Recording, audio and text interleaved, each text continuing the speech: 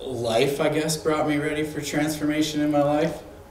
The reason I took a different approach to finances in my life is, like a lot of us when we were younger, we can remember our parents, talking about it, struggling with it. Whenever we went to go buy things, it was an issue. It always was. It wasn't like, just wasn't. It was always in the back of your mind, that things cost money.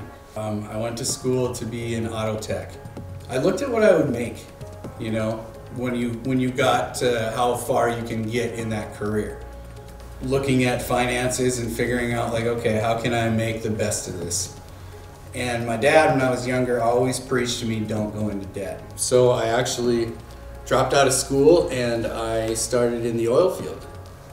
I went to purchase a house. They kind of laughed at me when I went into the bank. They're just kind of, like, you can't do that. And I'm like, well, why not? And they're like, well, you don't have any credit. And I'm like, okay, what is that? So then that opened up, the whole world of finance pretty much opened up right there because I wanted to purchase a house. I knew I was making enough money, I could make the payment. Why can't I start building my wealth portfolio? So I took out a bunch of loans, I built up my credit, and 2 years later I purchased a home. At that time in my life, my deep dive into the IRS and taxes and stuff like that kind of stopped. I just paid my taxes and that was that, I just went about it. But I started to look at ways how to build my wealth portfolio. Rental came up, and that is how I purchased my first place here in Sandpoint. I don't really understand why I went down that path. Nobody else was.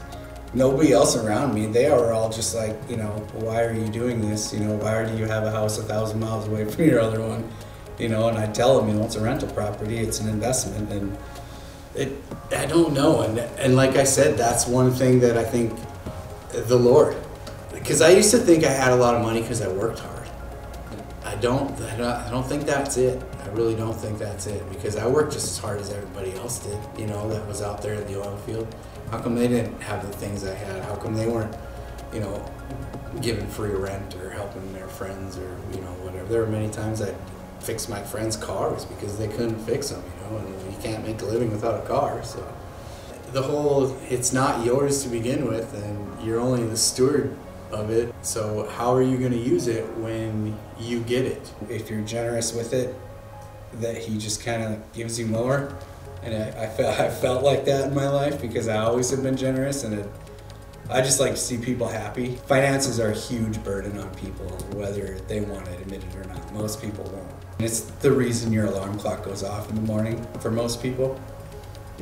Just to go make $1. In 2014, my daughter was born.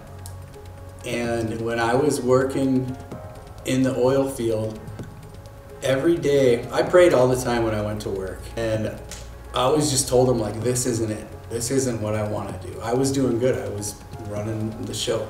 Being gone every other week and coming home every other week, and your little girl not really knowing who you are, because when you're gone for 7 days and they're that young, it's difficult. In 2015, like I said, 14 Laney was born, 15 I got laid off again, and I just told Cassie, like, I'm not going back. And she just quit her job too. And we just were like, well, we got to figure it out. We moved to Sandpoint. We almost owned everything in North Dakota, so when we sold it, we had a really good lump sum of money. We moved to this little townhouse here that I already had purchased. From there on is when I really started looking into investing. I looked more into rental properties, and we bought a rental house in North Dakota, and we rented that out. We sold that to the renters and built a brand new house. And now that is a house that we have for sale right now. And we still have the one rental here. And I'm just kind of keep going with that and see where that ends up now. I would say, the Bible just purely tells you that debt's evil.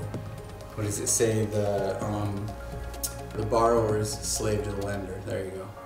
Once they lend to you, you are slave to them to keep giving them their payments.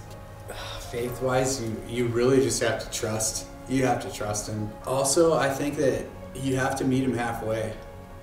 At the time, I had no idea. I just figured, in my mind, I was leaving because